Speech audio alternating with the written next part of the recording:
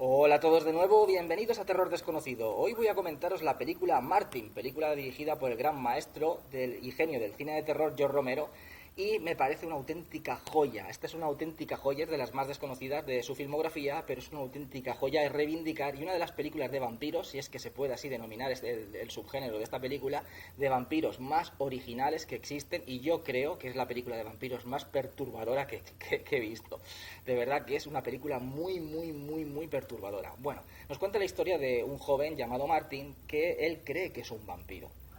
Entonces, pero es un vampiro, como digo, diferente, porque es una persona normal y corriente, es decir, no le afecta la luz del sol, no tiene colmillos, de hecho que para beber la sangre de sus víctimas lo que hace es con una cuchilla cortarle las venas y de ahí bebe la sangre de las víctimas. O sea, no muerde en el cuello, no tiene los colmillos de un vampiro, no le afecta el ajo, no le afectan los crucifijos, no le afecta nada de lo que a un vampiro se supone que, conociendo la mitología de los vampiros, le tiene que afectar. O sea, es una persona normal y corriente, pero él piensa que es un vampiro. Al principio de la película comienza de una manera realmente perturbadora, porque esta película lo que tiene es que es muy perturbadora. El chaval está en un tren y es de estos trenes que tienen como habitaciones, son vagones que tienen, porque tú tienes ahí como tu vagón para poder dormir y tal. Entonces ve a una chica, es como que ficha una víctima, y entonces entra en el vagón de la víctima y lo primero que hace también, como digo, la manera de actuar no es la típica de un vampiro. Lo primero que hace es inyectarle como un somnífero. Tiene una jeringuilla y le inyecta como una droga para dejarla adormilada. Cuando él entra, él tiene como algunos flashes que se ven en blanco y negro, porque se supone que él dice que tiene más de 80 años, lo que pasa es que está joven. Se supone que es lo único que tiene de vampiro, ¿no? Perdón. De que está joven, aunque tenga un montón de años. Entonces hay escenas que recuerda él de hace 80 años o más, en blanco y negro. Entonces es como que él en su cabeza, en su mente, nunca sabemos si realmente esas escenas ocurrieron o están en su mente. Porque él cuando entra a ese vagón, él como que recuerda a una de las víctimas del pasado, entonces cuando entra a esa escena se ve en blanco y negro, se ve él con el pelo más corto, pero es el mismo actor. Entonces se ve como que la víctima del pasado, cuando lo ve a él, es como que se le ofrece en plan... Siempre hemos recordado que los vampiros son muy seductores, sobre todo en la época de las películas de la Hammer, los vampiros, el conde Drácula, de la saga que hizo la Hammer, son como muy seductores. Entonces es como que cuando la víctima ve al vampiro es como que acaba seducida por él, como entregándose a él, ¿no? Claro, esa escena la extrapolamos al presente porque se combina la escena del pasado donde la víctima, digamos que se ofrece de una manera muy seductora al vampiro, pero en el presente, claro, eso no ocurre. Por lo tanto, no sabemos si realmente eso ocurrió en el pasado o realmente es la figura que tiene en su mente, esas imágenes que su mente ha recreado de manera falsa, porque es la idea que tiene él de lo que es un vampiro. Entonces aquí lo que hace es adormilarla. ¿Para qué la duerme? Aparte de para poder trabajar sobre ella mejor, es para que quizás ese deseo que él piensa que tienen que sentir las víctimas hacia él, pues haga un poco más realidad, ¿no? Si la víctima está en sus plenas facultades se va a resistir, de hecho que esta se resiste y vemos un forcejeo muy bien realizado, muy realista ese forcejeo, bastante angustioso, hasta que le puede inyectar, hasta que lo que es la droga le hace efecto y entonces ella va adormilándose. Cuando una persona está más adormilada, pues está más dócil, parece que se entrega a ti, parece que te desee, es como el pensamiento que tiene él de lo que un vampiro tiene que ser, ¿no? Un vampiro tiene que ser deseado, la víctima tiene que desearlo. Entonces, para recrear lo que sería un ataque de vampiro con una víctima que realmente te desee, lo más parecido es que la víctima esté medio adormilada. Entonces, ¿qué pasa? Que con una cuchilla le corta las venas, se las corta no así de manera horizontal, sino que de manera vertical, lo que hace que la víctima ya esté muerta, porque si te cortan las venas de manera horizontal, se pueden coser. Si te cogen a tiempo antes de que te desangre, se pueden coser. Pero si te las cortan de manera vertical, no se pueden coser. Es decir, ya te desangras y mueres. Por lo tanto, ha matado a la víctima. Pero él a las víctimas les dice que no han muerto, que van a revivir, que van a ser convertidas en vampiros, porque eso es lo que cree él. Sin embargo, no sobreviven, todas mueren. Entonces lo que hace él es acostarse encima de ellas, pero no hace el amor. Es como una especie de simulación del amor, porque luego él dice de que nunca es una persona muy retraída, y nunca ha hecho el amor con ninguna mujer. Entonces hace como una especie de simulacro de lo que sería hacer el amor con una mujer. Se desnuda completamente, la desnuda ya completamente, ya está como más dócil, parece que lo desee, pero por los efectos de la droga le corta lo que son las venas y empieza a beber de la sangre. Como no tiene colmillos, no muerde, entonces lo que hace es cortar para beber de esa sangre y se embadurna todo el cuerpo de sangre. Una escena, como digo, muy, muy perturbadora. Entonces aquí lo que comprendemos es que esto más bien parece una filia, parece no, en realidad es una filia de una persona que tiene un problema mental. Todo el tema es una especie como de quizás esa represión sexual que ha tenido, al final como él se cree que es un vampiro, pues esa represión sexual es como que al final acaba cubriéndola, por decirlo de alguna manera, con esta filia que tiene de emular una situación amorosa, de una víctima que lo desea, de que él es un vampiro, de que está como una especie de relación sexual sin realizar el sexo, sin practicar lo que es el sexo.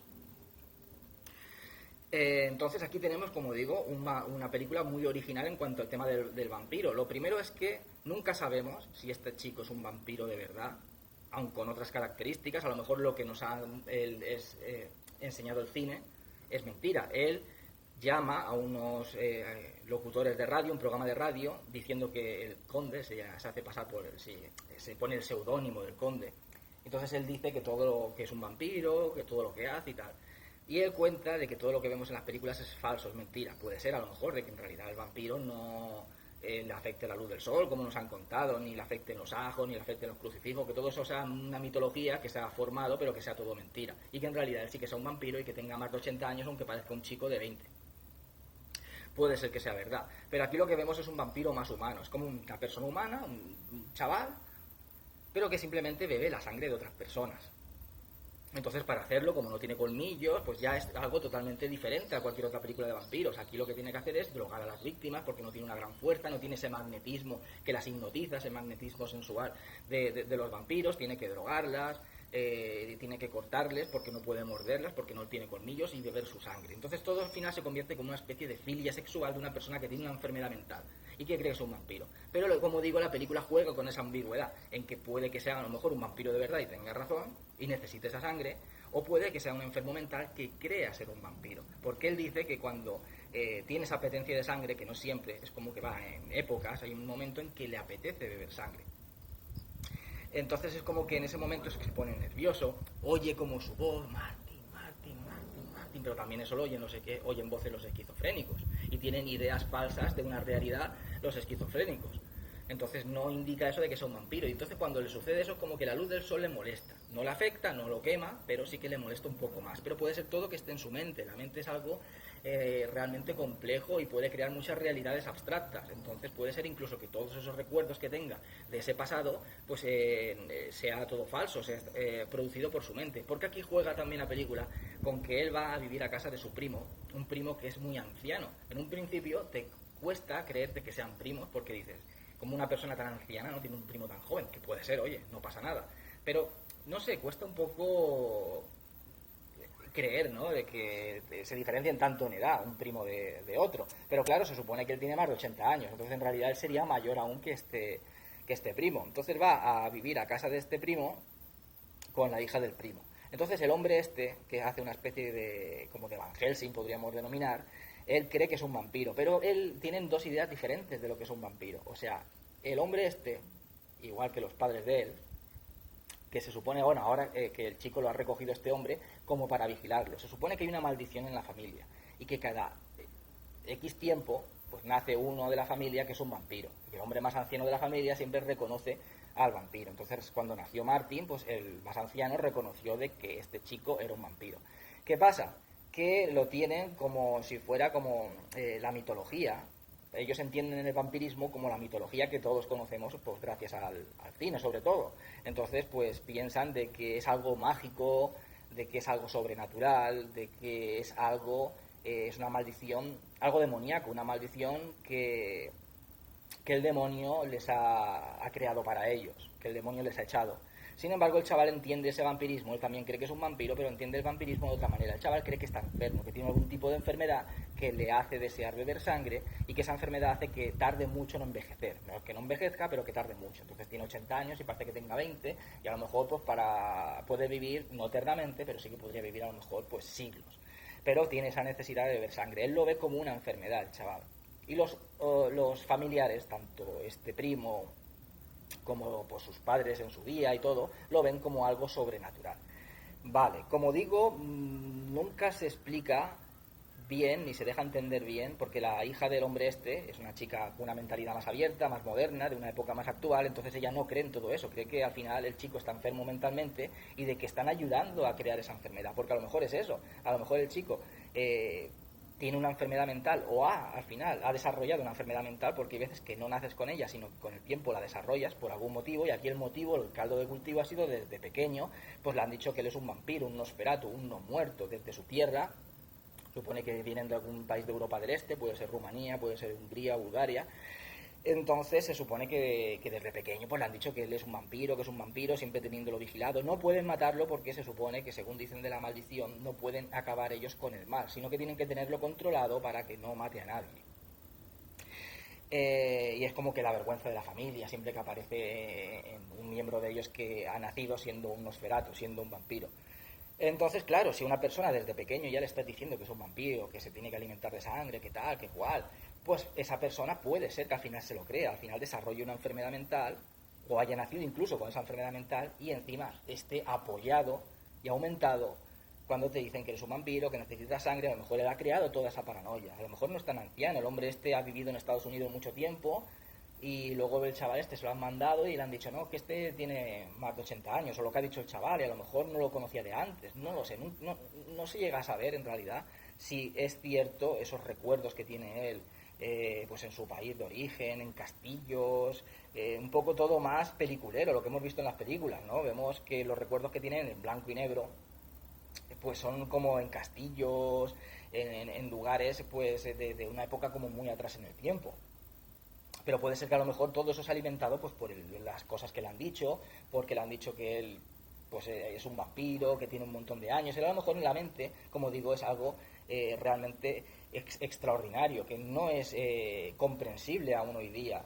Las realidades que pueden cambiar de forma abstracta en nuestra mente. Entonces, él a lo mejor, alimentado desde pequeño con eso que le han dicho de que es un vampiro, es un vampiro, es un vampiro, es un vampiro, él puede haber también visto películas y la mitología que le han dicho, pues él haber recreado en su mente lo que ha visto en el cine, pues pensando que es él, pensando él que él cree que tiene más de 80 años, él cree que ha vivido en esa época, él cree que ha sucedido ciertas cosas que a lo mejor no han sucedido o han sucedido de manera diferente, y él en su mente las tiene recreadas de esa manera. Entonces ya digo que no se sabe nunca si realmente es o no es un vampiro. Está claro de que no hay nada sobrenatural en el tema. Es decir, el tío y los familiares de él no tienen razón en cuanto a que es algo sobrenatural. El hombre este lo ha recogido en esta casa porque pues ya no le quedan familiares a este chico. Entonces, bueno, pues el único que tiene ahora es el del primo, dicho tío, porque me parece, como me parece tan mayor, parece más bien tío que primo. Pero bueno, lo ha recogido para vigilarlo, para que no cometa crímenes. Entonces, no hay nada sobrenatural, o sea, no tiene una gran fuerza, no le afecta la luz del sol, no le afecta nada. Que sea un vampiro, a lo mejor tenga razón el chico y sea una enfermedad que pueda hacerle vivir mucho tiempo, que pueda a lo mejor pues hacer que desee sangre, puede ser, ya digo, no se sabe, o puede ser en realidad de que el tipo tenga una enfermedad mental, sea por ejemplo esquizofrénico, y él crea que es un vampiro por todo lo que le han dicho, y en realidad no tenga 80 años y él crea que sí, y en realidad todo lo que recuerdan no sean recuerdos reales, sino recuerdos ficticios creados por una mente que está manipulando la realidad. Puede ser, nunca se llega a explicar, y es un poco lo bueno que tiene esta película, que te deja que tú tiene varias vías de elección, y te deja que tú elijas la vía más adecuada. La vía sobrenatural yo creo que queda descartada y te quedan esas dos vías. Yo, para mí, es un enfermo mental, que él cree que es un vampiro, pero que está enfermo con una enfermedad que es el vampirismo, pero en realidad no. Yo creo que es un enfermo mental, pero puede ser que en realidad sí que exista esa enfermedad del vampirismo, no de una manera tan sobrenatural, y sí que tenga el tipo más de 80 años, y sí que el tipo necesite realmente sangre. Pero bueno, la cuestión es que en todo momento la película juega con que el primo intenta demostrarle a él de que es un vampiro sobrenatural, de que es algo demoníaco, pues poniéndole ajos en la puerta, enseñándole crucifijo, en fin, siempre intenta pues demostrarle que hay un entorno mágico y sobrenatural. Y a la vez el primo, el chaval, Martin, intenta demostrarle de que no hay nada sobrenatural, no hay nada mágico y de lo que él tiene es una enfermedad. Tiene una enfermedad que es pues el vampirismo, podríamos llamarla así, una enfermedad desconocida que le hace vivir mucho tiempo y que le cuesta envejecer y que necesite sangre para sobrevivir. En todo momento se le demuestra al hombre este de que no hay nada que apoye su versión, no hay nada que apoye esa mitología vampírica, porque el chaval coge los ajos, se los pone por la cara, incluso más que aún, y dice que me ha pasado algo, coge la cruz, se la pone aquí, dice que me he quemado algo con la cruz, sale a la luz del sol, que el tío lo ve, puede comer otros alimentos, que el tío lo sabe, no estoy con el tío, el primo lo sabe, que está comiendo otros alimentos, cuando un vampiro en realidad solamente podría alimentarse de sangre. Luego va a la iglesia los domingos. Un vampiro no podría entrar a la iglesia más si tiene una maldición, como hoy cuenta su familia, una maldición demoníaca, del mismo diablo. Entonces no podría entrar a la iglesia, un lugar sagrado. Por lo tanto, no se sostiene la teoría del tío. La del chaval se sostiene un poco más, aunque yo creo que la teoría mejor es la de la hija de este hombre, que sostiene de que él tiene una enfermedad mental alimentada por todo lo que le han hecho ver desde pequeño de que es un vampiro. Bueno, por supuesto el chaval no se va a conformar con, con no alimentarse de sangre, porque él la necesita. Entonces el tío, venga, el tío, vamos a llamarle el tío primo. El primo le pone unas campanillas en la puerta para cuando salga, que haga ruido y oírlo, pero él pues logra sujetarlas para que no hagan sonido, entonces sale por las noches y pues coge siempre, va buscando víctimas. Tiene una escena cuando va a casa de una víctima que él ya ficha, porque él trabaja en la tienda con el tío, entonces pues unas veces está pasándose por la zona, ficha a una chica, entonces entra por la noche, que luego resulta que la mujer, el marido se había ido y está con el amante. Esa escena me parece espectacular, espectacular. Llega el tío, entra el chaval, le inyecta al amante el somnífero este. Claro, el hombre dice, este chaval ha entrado aquí, me ha inyectado, llama a la ambulancia, llama a la policía o algo, claro, ella dice, no voy a llamar porque si no, pues se van a enterar de que eres mi amante y mi marido se va a enterar y tal. Joder, es muy egoísta, ¿no? Imagínate que fuera al revés, que lo hubieran inyectado a ella, pues querría que la ayudaran, la auxiliaran. Pues no, ella con tal de que no se entere el marido ni nada, que le den por culo, la ha inyectado como si le inyecta veneno y el pobre hombre se muere. En fin, el caso es que vemos como una persecución de este hombre a este chico por la casa, que al final parece la casa como un laberinto. O sea, primero ella al final la convence para que llame a emergencias, pero claro, hay 3 teléfonos, entonces ella está intentando llamar y el chaval, el Martin, está en el otro teléfono colgándole para que no pueda llamar. Entonces ella le dice al otro, dice, ves al otro teléfono porque aquí hay algo que no llama, ¿no? Entonces el otro va al otro teléfono, pero como hay 3, pues el Martin sigue manipulando ese teléfono. Entonces es como un juego, ¿no?, del gato y del ratón, porque empieza ella y dice, bueno, pues estará en el otro teléfono él, y el tipo va al otro teléfono, el chaval que sale y se mete en una habitación, cuando este se mete en una, el otro, el chaval, Martin sale y por el pasillo se mete en otro, un poco como ese juego del gato y del ratón que vimos en la película de The Collector. Pues lo mismo. Y me encanta, es una escena con mucho ritmo, una escena de persecución, como digo, del gato y del ratón, de la chica está en un lado, la mujer, el amante buscando a este chaval, el chaval escondiéndose, pasando de un pasillo a otro, una habitación a otra, todo rodado con mucho ritmo, y me parece realmente espeluznante, laberíntico, la casa al final se convierte como en un laberíntico y una persecución laberíntica, esa escena me parece brutal. Al final aquí en realidad no mata a la chica, al que matas al amante, no sé por qué al final pues elige una víctima de las dos y elige pues al amante, igual porque el hombre es más fornido o lo que sea y podría ser un peligro para él, o porque a lo mejor pensaría que este hombre podría denunciarlo mientras que ella no, porque si ella denuncia todo lo que ha pasado, pues bueno, pues al final el marido se enteraría de que tiene un amante. El caso es que al tipo lo mata, le clava como una rama de árbol aquí en el cuello, tiene unos efectos especiales prácticos muy bien realizados. Los efectos especiales son de Tom Savini, que tiene aquí un pequeño papel haciendo de novio de la hija del primo de Martin. Muy bien realizados, efectos especiales, artesanales, pues como le clava aquí, ya digo, una escena muy perturbadora. Aquí empieza a chupar la sangre ya como si fuera un vampiro, pero no muerde, o sea, le ha hecho el agujero en el cuello y empieza a chupar la sangre sin camiseta. Él siempre se embadurna de sangre, así alumbrado por la luz de la luna. O sea, es una escena muy perturbadora, es una película muy perturbadora y muy realista. Toca el tema del vampirismo de una manera muy realista. Si existiera el vampirismo sería más o menos de esta manera.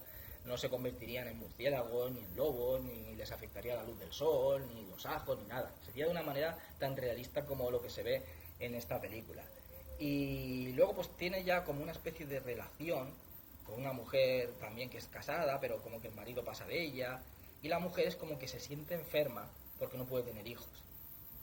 Entonces, esto también un poco nos retrotrae que lo que le pasa a él también puede ser una enfermedad mental. Al final, ella se siente diferente a las demás mujeres por no poder tener hijos. Siente como que es una enfermedad el no poder tener hijos. Igual que él siente que es una enfermedad su deseo de beber sangre y su deseo pues, de cazar a sus víctimas. Él lo ve como una enfermedad. Sin embargo, en realidad no es la enfermedad que él piensa, como un vampirismo, como esa necesidad de beber sangre, sino que es una enfermedad mental alimentada por todo lo que le han dicho desde pequeño, por su familia, por esa mitología, y que también las películas de George Romero pues tienen esa crítica social siempre. Y aquí la crítica sería que muchas veces las creencias, las viejas costumbres de nuestros familiares pueden llegar a afectarnos.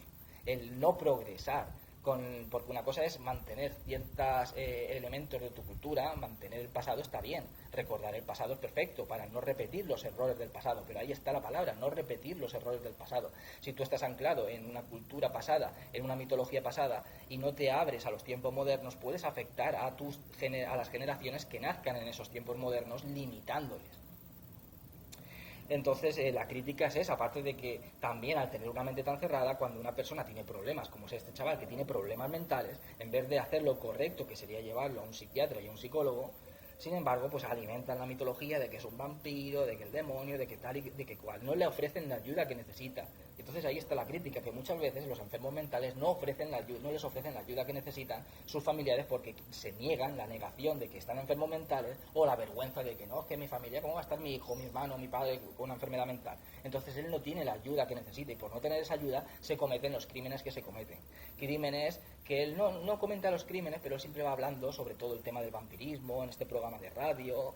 O sea, es una película realmente original en cuanto al tema del vampirismo. Luego la escena también que he comentado antes, se me había olvidado decirlo, la escena de la casa, que parece como un laberinto, el amante persiguiendo a este y esta a la chica y tal.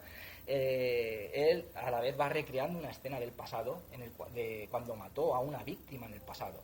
Las escenas del pasado son siempre en blanco y negro, como en castillos y tal, pero lo dicho, no se sabe si realmente eso ocurrió y es verdad que él tiene más de 80 años o es algún producto de su mente y él crea que eso pasó y él recree esas fantasías vampíricas de antaño porque sea lo que le han alimentado a él desde pequeño.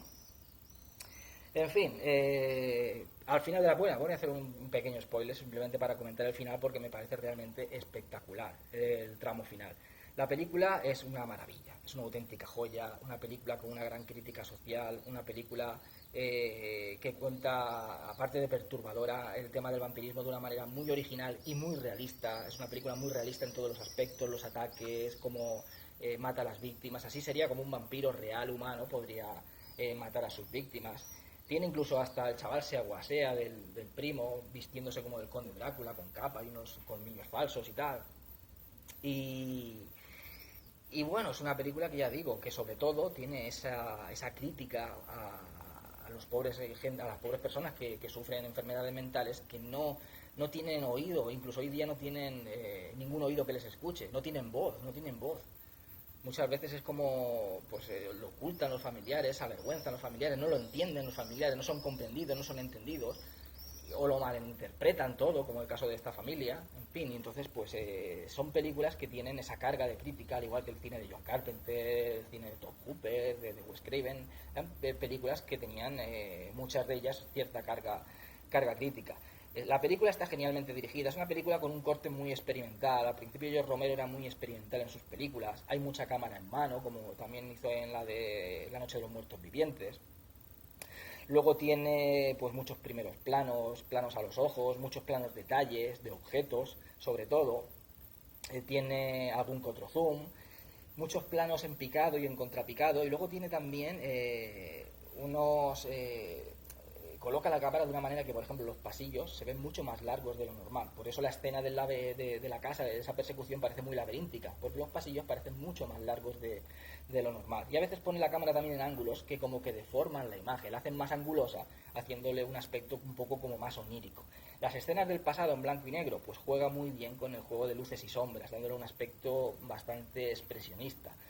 Y luego también recreas como una especie de homenaje a ese cine clásico de vampiros de la época del cine mudo, de la época ya del cine de terror de la Universal, con esas nieblas, esos castillos, pero luego eso también quiero como recrearlo en el presente, igual que se ve un castillo con esa niebla alrededor y tal, pues luego se ve en una ciudad. Esta película está rodada en Pittsburgh, como la mayoría de películas de Romero, él es de Pittsburgh, y entonces se ve también calles con edificios normales y corrientes, alejados de esos castillos pues en Europa del Este, pero también las calles llenas de niebla, es decir, también se recrea un ambiente gótico en un ambiente actual. Por lo tanto, te puedo decir, si los vampiros existían en aquella época, puede ser que hoy día también existan, porque está recreando una atmósfera igual que la recreada en aquellos tiempos.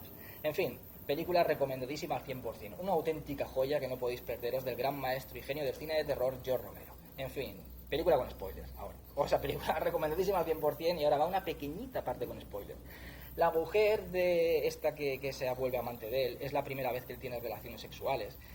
Siente menos ganas de matar a partir de ahí. Puede ser que a lo mejor esa represión sexual, al haber sido calmada, quizás esa filia que tenía con el tema del vampirismo y emular una relación sexual cuando no la tenía, pues es como que ha sido calmada, un poco, porque luego sí que es verdad que vuelve a sentir esa tentación de matar, aunque puede llegar a contenerse, ya no hacerlo más. Pero el caso es que esta mujer se suicida porque estaba muy amargada, porque ella se siente enferma, ella se siente que no tener hijos es como una enfermedad, algo que la amarga, y se suicida. Pero ¿qué pasa? Que el primo cree que la ha matado él. O sea, ha matado a otras personas, pero no se ha enterado, y solo se ha enterado de esta. Y entonces él, al final, muere, clavado por una estaca, muere por el único crimen que no ha cometido. O sea, al final no ha muerto por el crimen del hombre este, que era amante de la mujer, no ha muerto por la chica que mató en el tren, no, ha muerto por la única que no ha matado y la única que él parece que se estaba enamorando de ella. Al final ha muerto por el amor que sentía por ella se ha suicidado y el primo le ha achacado el asesinato de esta chica. Entonces, al final, pues a Van Helsing le clava una estaca aquí por lo mismo, que al final es una prueba una y otra vez al tío de que no es algo sobrenatural, porque ni se derrite, ni se hace cenizas, ni nada. Muere como una persona al que le claves una estaca o un cuchillo en el corazón. Todo lleno de sangre, una escena también muy perturbadora y muy abrupto. Al final es muy abrupto. Y me hace gracia porque mientras salen los títulos de crédito, pues está el programa de radio diciendo los oyentes, ¿dónde está el vampiro este que había, el conde? Y dice, pues está desaparecido, hace tiempo que no llama, es el locutor. Y está muy bien. La fotografía también, se me olvidaba, corre a cargo la fotografía de la película de Michael Gornick, que fue el director de la segunda parte de Creepshow. La primera la dirigió Romero, la segunda la dirigió Michael Gornick, que en la primera parte hizo también de director de fotografía. En fin, película recomendadísima al 100%, una auténtica joya, una película perturbadora, una película que nos cuenta el tema del vampirismo de una manera muy realista y es una película muy, muy, muy original, imprescindible para los amantes del género. Espero que os haya gustado el vídeo, dentro de poco comentaré otra película, que seáis todos muy felices y hasta siempre.